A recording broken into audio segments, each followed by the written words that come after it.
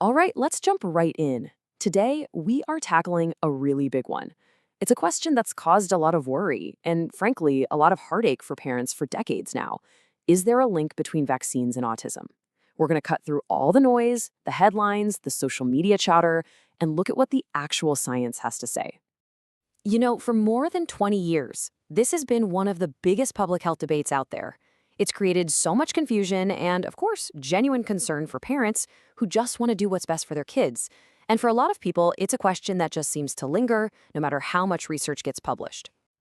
So let's just put the question right out there, plain and simple, the one that's at the heart of all this anxiety. Do vaccines cause autism? We're going to answer that, and we're going to use the mountain of scientific evidence we've gathered over the years to do it. And I'm not going to bury the lead here. The answer from pretty much the entire global scientific and medical community is a crystal clear no. After decades of work, looking at millions and millions of children, the consensus is overwhelming. There is no causal relationship. Period. Okay, so if the science is so clear, how on earth did we get here? It's pretty wild, but this whole global controversy can be traced back to just one study. A single, small paper from 1998 that was later found to be completely fraudulent and was ultimately retracted.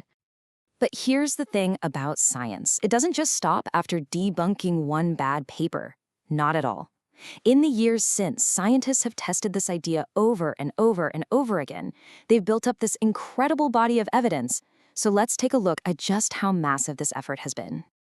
To really get a sense of the scale here, just think about this number for a second. Over 600,000. That's how many children were followed in just one of the big landmark studies designed to find any possible connection. And what's really important about this giant Danish study is the detail.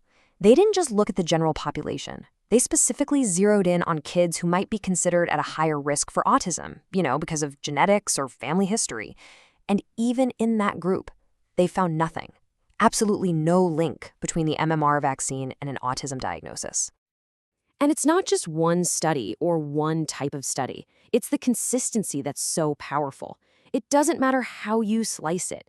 You can look at cohort studies, where they follow huge groups of people for years, or meta-analyses, which are basically studies of studies, or systematic reviews, where they comb through all the available research. They all arrive at the exact same conclusion: no causal link. Plus, we have some powerful real-world examples that back this up. Take Japan, for instance. For a while, they actually stopped using the MMR vaccine. And what happened to autism rates? They didn't go down. In fact, they kept going up. The timing just doesn't fit. What does explain the rise in diagnoses is that we've gotten much better at recognizing autism, and the criteria we use have broadened over time. Okay, so the big picture population data is, overwhelming. But what about the biology?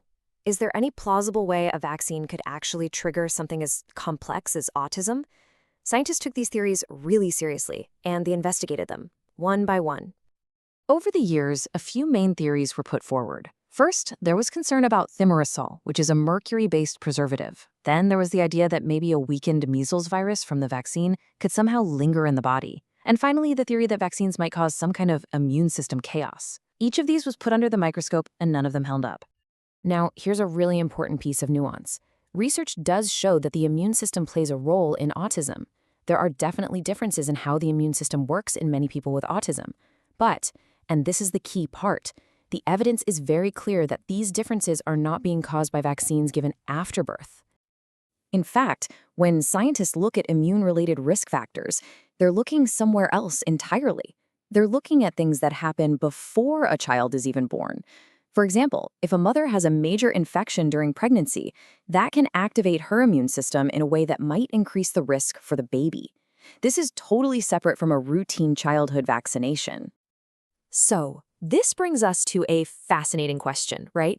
If the science is so incredibly settled, why does this belief persist so strongly? Well, the answer has a lot less to do with biology and a lot more to do with how information and, misinformation spreads in our world. You can really see the story play out on this timeline. It all starts with that one flawed study in 1998, which lit the match. Then, in the early 2000s, media coverage fanned the flames, and public concern exploded. And even though that original study was officially exposed as a fraud and retracted in 2010, the idea was already out there. And today, social media algorithms can amplify that old idea and make it spread like wildfire. A huge part of the problem early on was this idea of false equivalence.